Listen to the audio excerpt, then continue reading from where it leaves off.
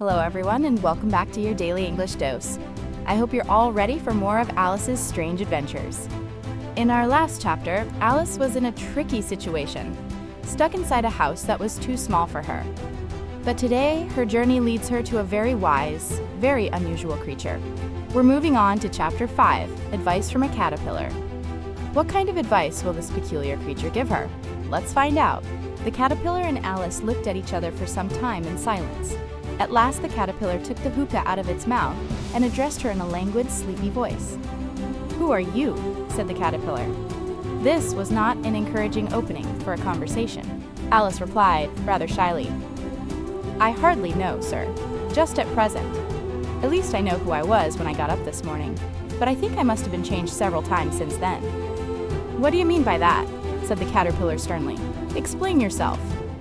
"I can't explain myself, I'm afraid, sir," said Alice, "because I'm not myself, you see." "I don't see," said the caterpillar. "I'm afraid I can't put it more clearly," Alice replied very politely, "for I can't understand it myself to begin with, and being so many different sizes in a day is very confusing." "It isn't," said the caterpillar. "Well, perhaps you haven't found it so yet," said Alice. "But when you have to turn into a chrysalis, you will someday, you know, and then after that into a butterfly, I should think you'll feel it a little queer, won't you?" "Not a bit," said the caterpillar. "Well, perhaps your feelings may be different," said Alice. "All I know is, it would feel very queer to me." "You," said the caterpillar contemptuously. "Who are you?" Which brought them back again to the beginning of the conversation. Alice felt a little irritated at the caterpillar's making such very short remarks, and she drew herself up and said, very gravely, "I think you ought to tell me who you are first."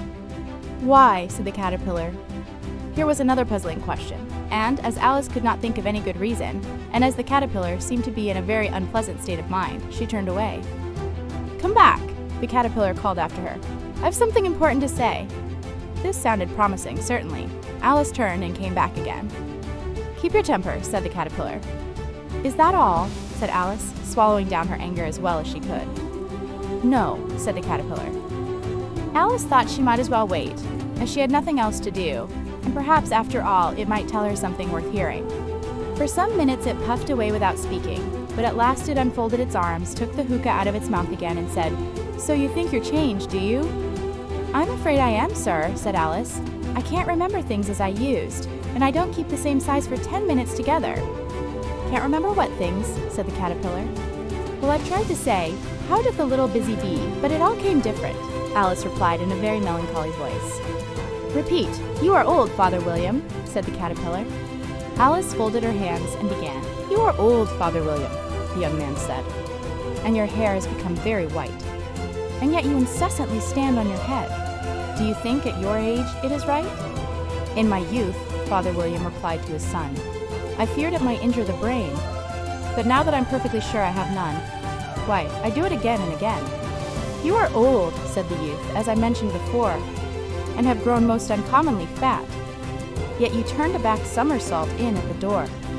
Pray, what is the reason of that?" "In my youth," said the sage, as he shook his gray locks, "I kept all my limbs very supple. By the use of this ointment, 1 shilling the box. Allow me to sell you a couple?" "You are old," said the youth, "and your jaws are too weak for anything tougher than suet. Yet you finished the goose, with the bones and the beak. Pray, how did you manage to do it?" "In my youth," said his father, "I took to the law, and argued each case with my wife, and the muscular strength which it gave to my jaw has lasted the rest of my life."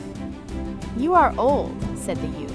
"One would hardly suppose that your eye was as steady as ever, yet you balanced an eel on the end of your nose. What made you so awfully clever?"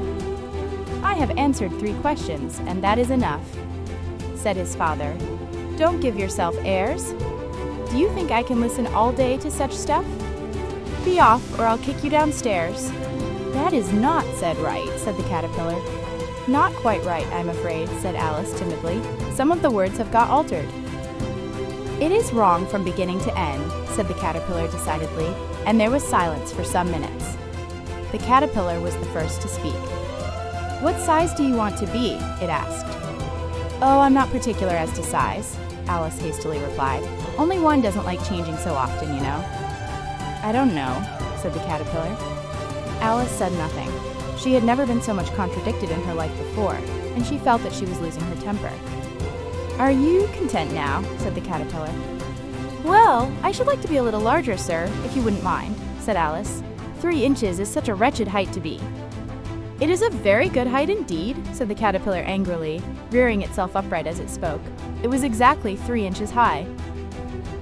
But I'm not used to it, pleaded poor Alice in a piteous tone, and she thought of herself, I wish the creatures wouldn't be so easily offended. You'll get used to it in time, said the caterpillar, and it put the hookah into its mouth and began smoking again. This time, Alice waited patiently until it chose to speak again. In a minute or two, the caterpillar took the hookah out of its mouth and yawned once or twice and shook itself. Then it got down off the mushroom and crawled away in the grass, merely remarking as it went, One side will make you grow taller, and the other side will make you grow shorter. One side of what? The other side of what? Thought Alice to herself. Of the mushroom, said the caterpillar, just as if she had asked it aloud, and in another moment it was out of sight. Alice remained looking thoughtfully at the mushroom for a minute, trying to make out which were the 2 sides of it, and as it was perfectly round, she found this a very difficult question.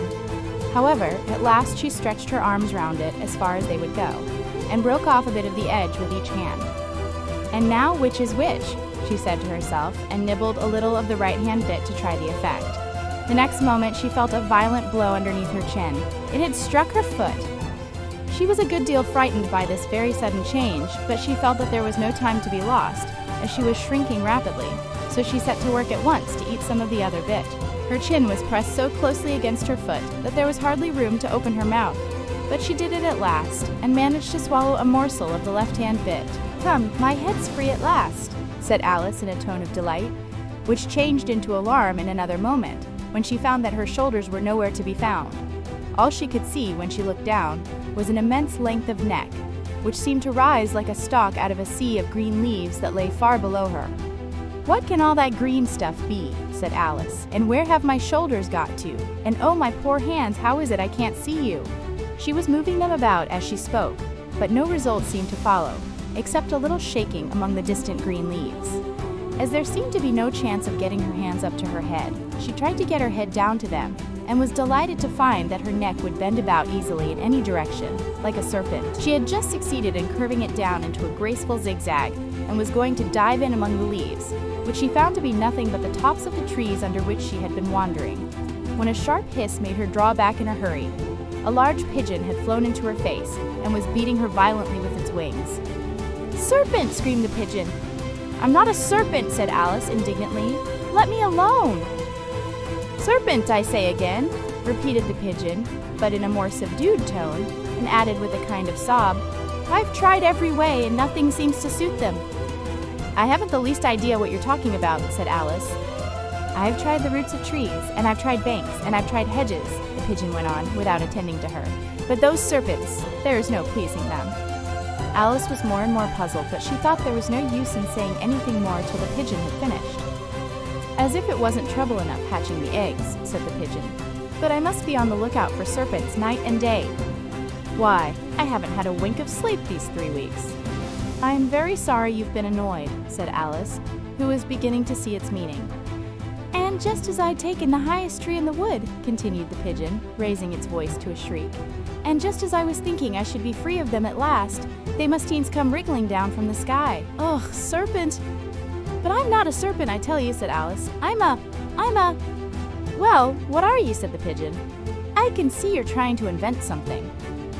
I'm a little girl," said Alice, rather doubtfully, as she remembered the number of changes she had gone through that day. "A likely story indeed," said the pigeon, in a tone of the deepest contempt. "I've seen a good many little girls in my time, but never one with such a neck as that. No, you're a serpent, and there's no use denying it. I suppose you'll be telling me next that you never tasted an egg." "I have tasted eggs, certainly," said Alice, who was a very truthful child. "But little girls eat eggs quite as much as serpents do, you know." "I don't believe it," said the pigeon. "But if they do, why, then they're a kind of serpent, that's all I can say." This was such a new idea to Alice that she was quite silent for a minute or two, which gave the pigeon the opportunity of adding, "You're looking for eggs, I know that well enough. And what does it matter to me whether you're a little girl or a serpent?" "It matters a good deal to me," said Alice hastily, "but I'm not looking for eggs, as it happens. And if I was, I shouldn't want yours. I don't like them raw." "Well, be off then," said the pigeon in a sulky tone, as it settled down again into its nest. Alice crouched down among the trees as well as she could, for her net kept getting entangled among the branches, and every now and then she had to stop and untwist it. After a while she remembered that she still held the pieces of mushroom in her hands, and she set to work very carefully, nibbling first at one and then at the other, and growing sometimes taller and sometimes shorter, until she had succeeded in bringing herself down to her usual height. It was so long since she had been anything near the right size that it felt quite strange at first, but she got used to it in a few minutes and began talking to herself as usual. "Come, there's half my plan done now. How puzzling all these changes are. I'm never sure what I'm going to be, from one minute to another. However, I've got back to my right size. The next thing is to get into that beautiful garden. How is that to be done, I wonder?" As she said this, she came suddenly upon an open place, with a little house in it about 4 feet high. "Whoever lives there," thought Alice, "it'll never do to come upon them this size. Why, I should frighten them out of their wits." So she began nibbling at the right-hand bit again, and did not venture to go near the house, till she had brought herself down to 9 inches high. And that brings us to the end of Chapter 5. Alice is still struggling to get her size right, but she's finally found a way to control it. The caterpillar's advice was certainly strange, but it seems to have worked. What do you think will happen to her next, now that she can control her size? The adventure is still full of surprises. Find out what happens next in Chapter 6. Don't forget to give this video a thumbs up and subscribe to the channel so you won't miss the next part of Alice's adventure. Thanks for watching, and see you next time.